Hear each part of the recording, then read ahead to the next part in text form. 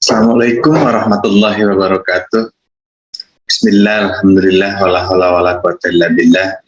Asyhadu an la ilaha illallah wa la syarikalah wa asyhadu anna Muhammadan abduhu wa rasuluhu la nabiyya ba'da. Amma ba'du. Pertama-tama marilah kita panjatkan puji syukur kepada Allah Subhanahu wa taala. Salawat serta salam semoga tercurah limpahkan ke junjungan kita, suri teladan kita, Nabi Allah Nabi Muhammad sallallahu alaihi wasallam.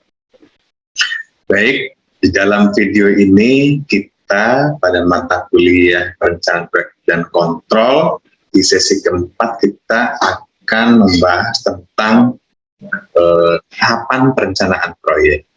Nah, ini adalah secara umum tahap perencanaan proyek, di mana perencanaan proyek itu terdiri dari tahap konseptual, ya, perencanaan tahap konseptual, perencanaan tahap studi kelayakan, kemudian perencanaan tahap studi kelayakan, yang selanjutnya kemudian tahap desain dan rekayasa atau detail desain, atau kita yang umum kita sebut dengan DED atau design engineering detail, ya. Nah, ini adalah merupakan tahap-tahap dari perencanaan proyek. Nah, ini tentang perencanaan konseptual. Nah, teman-teman sekalian semua tentu kita perlu paham terlebih dahulu tentang definisi konseptual. Nah, di sini sudah kita sampaikan definisi dari konseptual, terdiri dari pengertian konseptual menurut Kamus Besar Bahasa Indonesia, kemudian menurut para ahli, dan lain sebagainya. Ini tinggal dibaca saja, ya. Nah, di dalam konsep, ya, nah, karena perencanaan konseptual, kalau kita asal kata dari konseptual itu adalah konsep.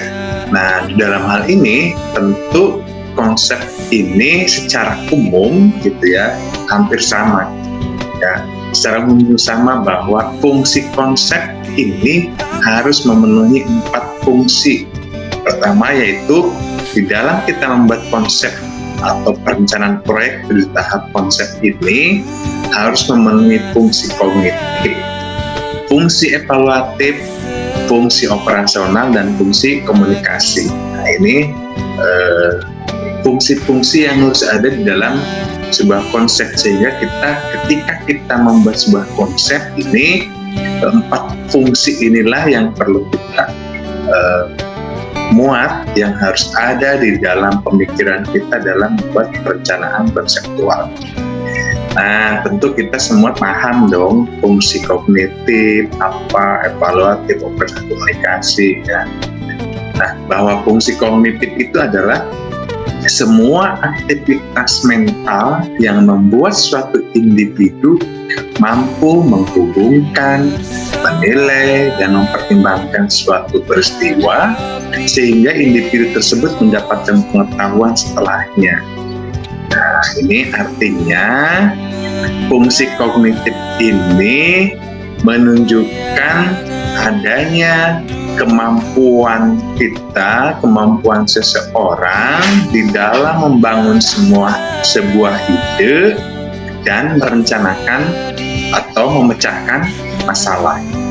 Nah, ini fungsi kognitif ini adalah kemampuan individu, ya, dalam membangun suatu ide yang kemudian juga memecahkan suatu masalah.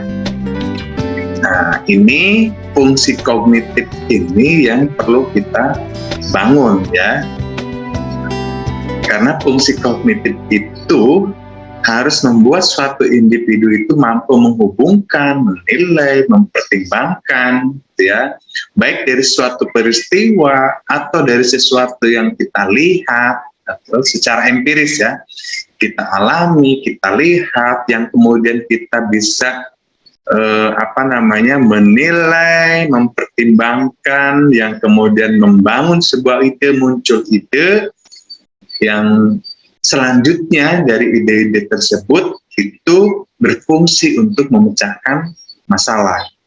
Nah, di dalam perencanaan ini tentu pertama-tama mungkin saja suatu masalah itu adalah masalah yang kita bangun untuk meningkatkan suatu produktivitas. Nah, di sini fungsi daripada konsep ya, daripada kita dalam membuat perencanaan di tahap konsep ini, kita membangun suatu permasalahan yang permasalahan itu bisa membangun sebuah ide dalam memecahkan suatu masalah itu, yang pada akhirnya kita bisa menentukan suatu tujuan dan sasaran proyek, kemudian bisa menetapkan output proyeknya apa, yang kemudian bisa mengestimasikan manfaatnya apa dan dampaknya apa. Nah, ini pertama-tama di fungsi kognitif.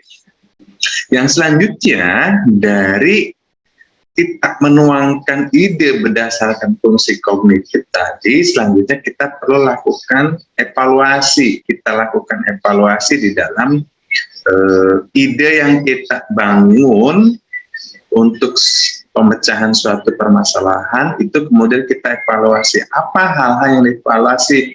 Nah, seperti di pertemuan sebelumnya, yang dimaksud dengan evaluasi itu adalah kita menjawab dari beberapa pertanyaan, yaitu dari 5W plus H.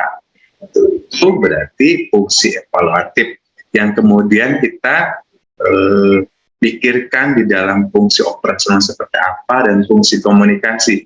Nah, artinya di sini, konsep di sini, fungsi operasional dan fungsi komunikasi ini, kita harus mampu menuangkan konsep ini agar bisa menjadi sebuah operasional dan bisa komunikasi. Jadi yang kita tuangkan, konsep kita yang ada di pikiran kita, dituangkan ke dalam suatu objek, dalam hal ini kertas atau di laptop. Nah, ini bisa komunikasi, artinya bisa menyampaikan. Yang kita tuangkan itu mampu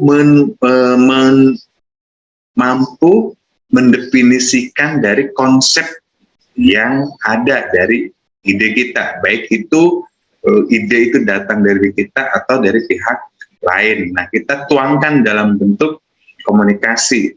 Nah, sehingga di sesi-sesi sebelumnya atau di semester sebelumnya, di semester 1 kita membahas tentang gambar teknik, bahwa gambar ini berfungsi sebagai komunikasi. Dalam hal ini artinya ketika perencanaan dalam tahap konseptual ini harus berfungsi komunikasi, artinya kita harus bisa menuangkan yang secara singkat dan padat, menuangkan daripada ide, baik ide atau gagasan itu datang dari diri kita atau dari pihak lain. Nah, itu gambaran secara umum tentang fungsi di dalam konsep, ya. Nah, selanjutnya kita perlu tahu juga ciri-ciri daripada konsep itu seperti apa, gitu ya. Nah, baik, ini kebetulan juga sudah kita share materinya ya di Edrin, silahkan saja di-download. Namun di sini saya coba jelaskan kembali tentang fungsi dari konsep itu sendiri, ya. Maksudnya ciri-ciri dari konsep.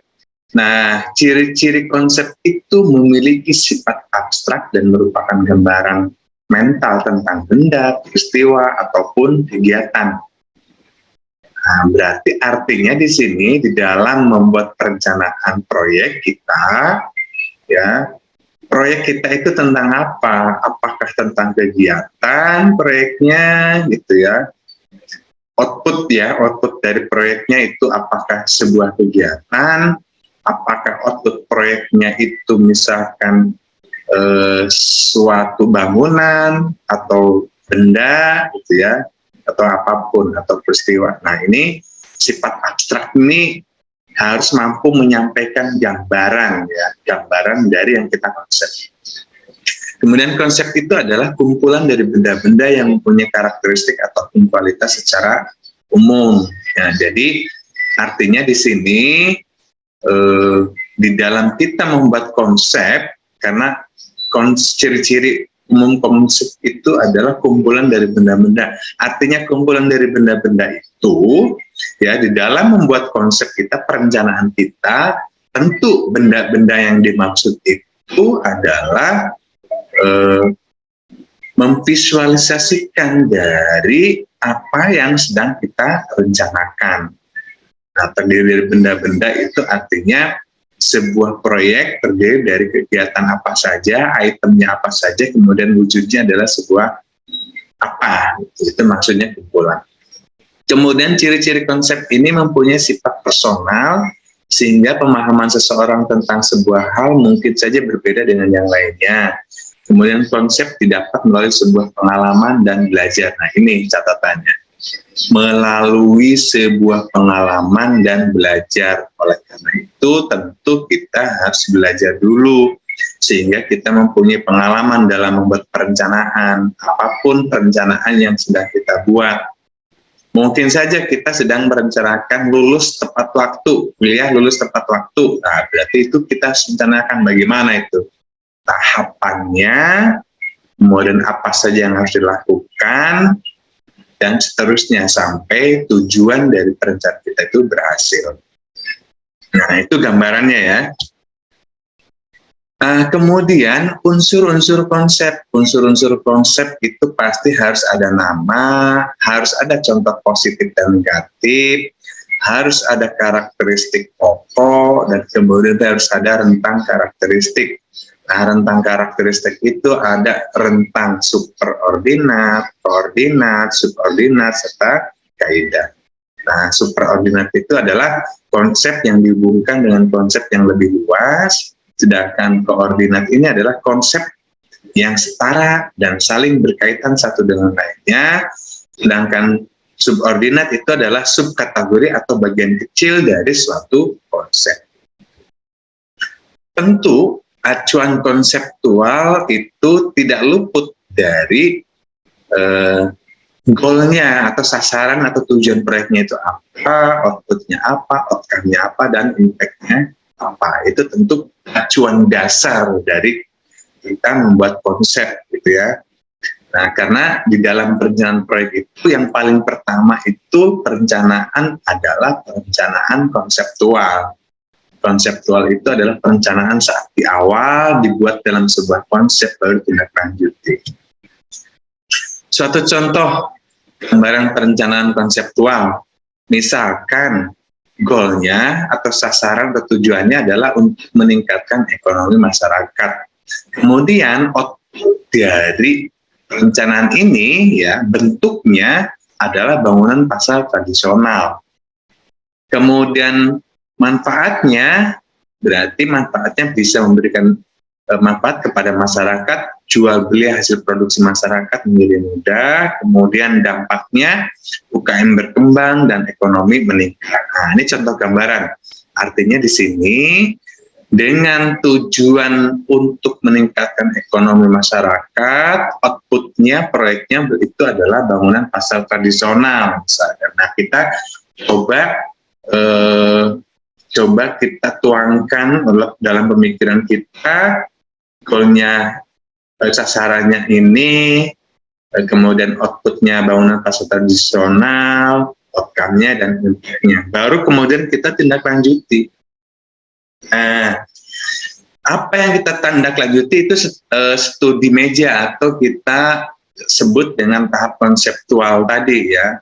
Dengan sasaran dan tujuan proyeknya tadi, ya, outputnya adalah proyek pembangunan pasar tradisional, maka di dalam studi meja kita perlu lakukan estimasi biaya, kemudian kita perlu menentukan sumber pendanaan, kita perlu menentukan kepemilikan dan pengelolaan pasar, kemudian kita perlu mengidentifikasi konsumen atau pedagang di dalam pasar, atau apabila kita yang menciptakan proyek itu, apabila kios-kios pasar itu kita akan jual, maka kita harus prediksikan calon konsumen kita itu sasarannya mana gitu, dan kemungkinan berapa kios yang dibutuhkan.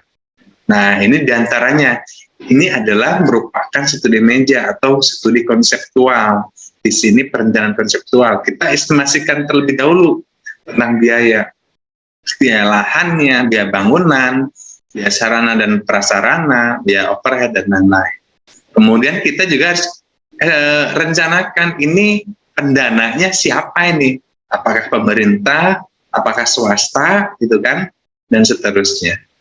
Nah, kemudian tentukan kepemilikan dan pengelolaan pasar. Nah, siapa pasar ini, nanti pengelolanya siapa atau kepemilikannya siapa? Mungkin koperasi atau apa, pengelola pasar atau siapa?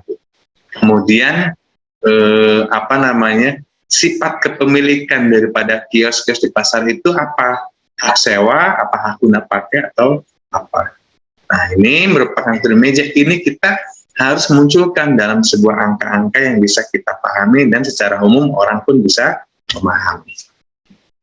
Nah, dari studi meja ini kita harus menyampaikan laporan studi konseptual. Nah, studi konseptual itu harus menggambarkan kelayakan secara konseptual, baik dan buruk, serta untung dan rugi apabila proyek itu dilaksanakan. Nah, itu artinya dari studi meja ini yang bisa memberikan gambaran, dari hasil ini bisa memberikan gambaran bahwa proyek itu realistis atau tidak realistis. Artinya realistis dan tidak realistis itu bagaimana? Artinya dari sisi sasaran itu tepat, dari sisi manfaat itu juga sesuai, dari sisi dampak juga sesuai, dan kemudian tentu dari biaya dan pendanaan ini juga seimbang. Artinya maksudnya seimbang itu bagaimana? Tentu yang namanya pembangunan, anak proyek itu tidak boleh rugi, gitu ya. Nah, biaya yang harus dikeluarkannya berapa, kemudian pemasukan yang akan didapatkannya berapa, itu tentu harus lebih besar pemasukan. Nah, apabila realistis, maka dari tahap studi meja itu dilanjutkan ke studi kelayakan. Tetapi kalau memang di awal juga dalam studi meja sudah tidak realistis, artinya ya sudah, itu tidak bisa dilanjutkan. Nah, itu secara garis besar ya, secara garis besar hal-hal yang harus kita pertimbangkan di dalam tahap perencanaan proyek di sini dalam tahap konseptual. Nah, selanjutnya di dalam tahap konseptual itu output yang harus kita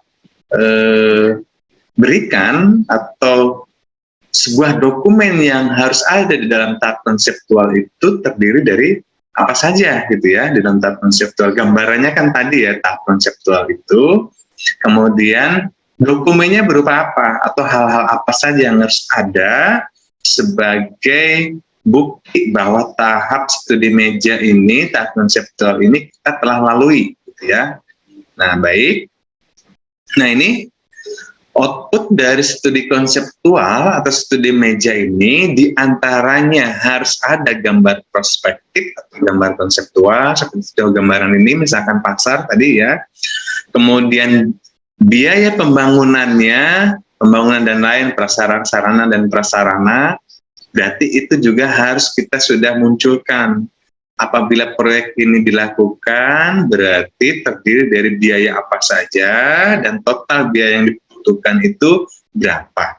Yang kemudian perlu dituangkan juga biaya operasional dan pemeliharaannya, ya, dari biaya pembangunan, biaya operasional.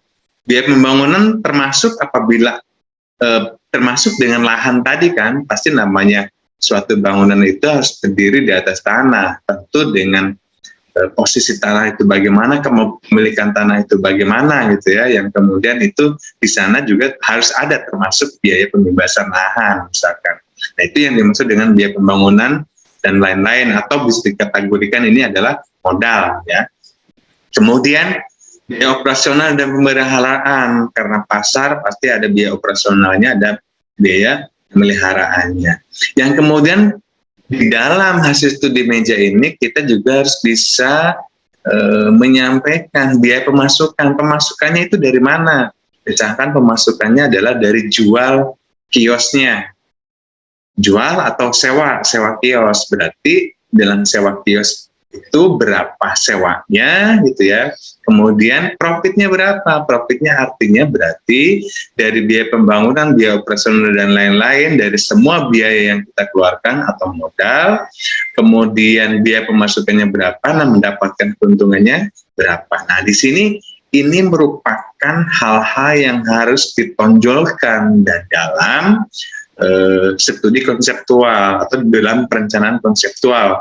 Karena di dalam perencanaan konseptual ini tentu ini untung atau tidak ketika kita menjalankan proyek ini. Nah ini berarti di halaman pertama ini adalah merupakan suatu hal yang perlu ditonjolkan, baru didukung oleh dokumen-dokumen lainnya di belakangnya, ya.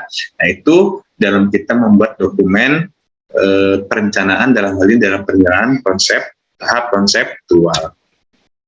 Nah, apabila itu sudah mendefinisikan atau bisa menyimpulkan terdapat keuntungan di sana dan ini layak ditindaklanjuti, maka lakukan berikutnya pada tahap studi kelayakan atau FS, feasibility study. Nah, feasibility study ini diantaranya adalah melakukan hal-hal ini ya, 18 poin ini. Pengumpulan data, studi awal, dan lain sebagainya sampai kepada laporan studi kelayakan. Nah, di dalam studi kelayakan, dalam pengumpulan data proyek pasar ini tentu data secara garis besar yang harus kita data itu diantaranya adalah tentang peraturan, ya. Tentang peraturan ini sumber datanya berarti ada di Peraturan Menteri Perdagangan Republik Indonesia. Kemudian tentang pedoman penataan dan pembinaan pasar tradisional, pusat perbelanjaan dan toko modern dan lain-lain. Tentu kita perlu pahami dulu ya peraturan-peraturannya. Kemudian tentang data kependudukan. Data kependudukan itu tentang sosial, ekonomi, budaya. Artinya di sana karena bangunannya adalah bangunan pasar, kita perlu tahu dampak sosial atau keadaan sosial di lingkungan sekitar, keadaan ekonomi, keadaan budaya, dan lain sebagainya.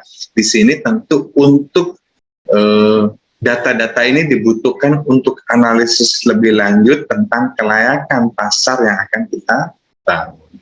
Kemudian ada data profesi masyarakat, berarti masyarakat di sana, di tempat lokasi kita akan bangun pasar itu profesinya terdiri dari apa saja. Yang mungkin kita selanjutnya dari profesi masyarakat ini kemudian kita bisa prediksikan, oh ini sasaran konsumen di lingkungan sekitar masyarakat ini kemungkinannya adalah ada sekian persen yang menjadi sasaran konsumen kita. Artinya konsumen itu adalah mungkin kalau kiosnya kita sewakan itu yang menyewanya, atau apabila kita jual kiosnya adalah pembelinya. Nah, ini untuk mengukur ya di lingkungan sekitar proyek yang akan kita lakukan. Yang kemudian data lahan, bagaimana status lahannya, peta lokasinya, peta konturnya, peta topografinya, infrastruktur yang adanya, dan lain sebagainya. Ini berfungsi untuk tahap desain selanjutnya dalam pembebasan lahan supaya tidak bermasalah, kemudian peta lokasi, peta kontur dan sebagainya untuk membuat tata letak suatu bangunan, kemudian infrastruktur yang ada nanti kaitannya adalah dengan bagaimana metode konstruksi yang akan kita lakukan gitu. Apabila tidak bisa masuk kendaraan besar, kendaraan berat, artinya berarti metode pelaksanaan pembangunannya harus seperti apa dan sebagainya. Kemudian juga perlu didata sumber daya manusia, sumber daya material, dan sebagainya. Nah, yang ada di sekitar proyek yang akan kita rencanakan. Nah, ini semua dari data-data yang kita dapatkan ini kemudian diolah. Misalkan sumber daya manusia dan sumber daya material juga perlu kita ketahui. Setelah sumber daya manusia seperti apa, berarti upah tenaga kerja di sana dengan sumber daya, dengan dengan keahlian masyarakat yang akan kita berdayakan, kemudian dari harga materialnya dan sebagainya, untuk menjadi bahan pertimbangan dalam membuat estimasi biaya. Nah, yang selanjutnya studi kelayakan ini tentang AMDAL, AMDAL Lalin, dan lain sebagainya.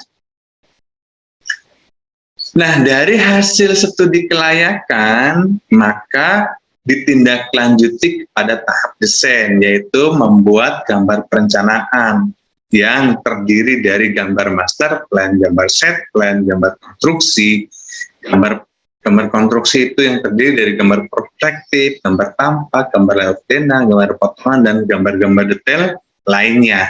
Nah, ini dituangkan. Nah, setelah kita tuangkan dalam bentuk perencanaan gambar ini, maka selanjutnya dihitung, dianalisa biayanya, dianalisa kekuatan strukturnya, dan lain sebagainya.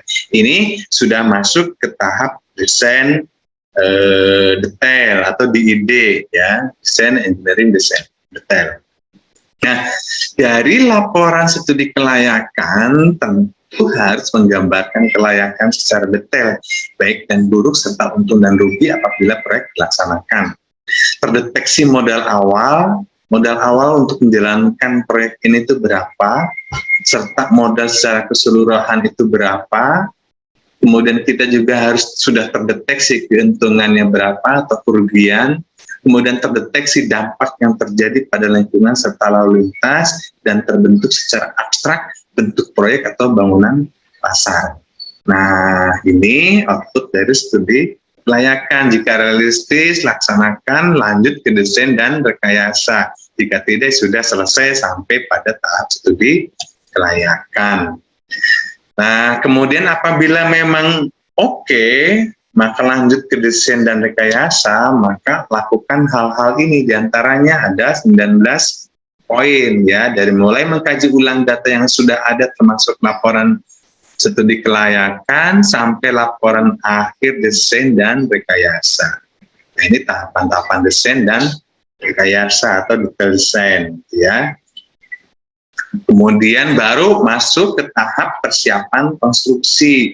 Tahap persiapan konstruksi mulai dari persiapan tanda tangan kontrak, mobilisasi sumber daya manusia, sumber daya alat, sumber daya material, dan lain sebagainya, pembangunan kantor, gudang, dan lain sebagainya, sampai 21 poin ini sampai kepada penyusunan manual K3. Nah, ini apabila sudah masuk ke dalam tahap persiapan konstruksi.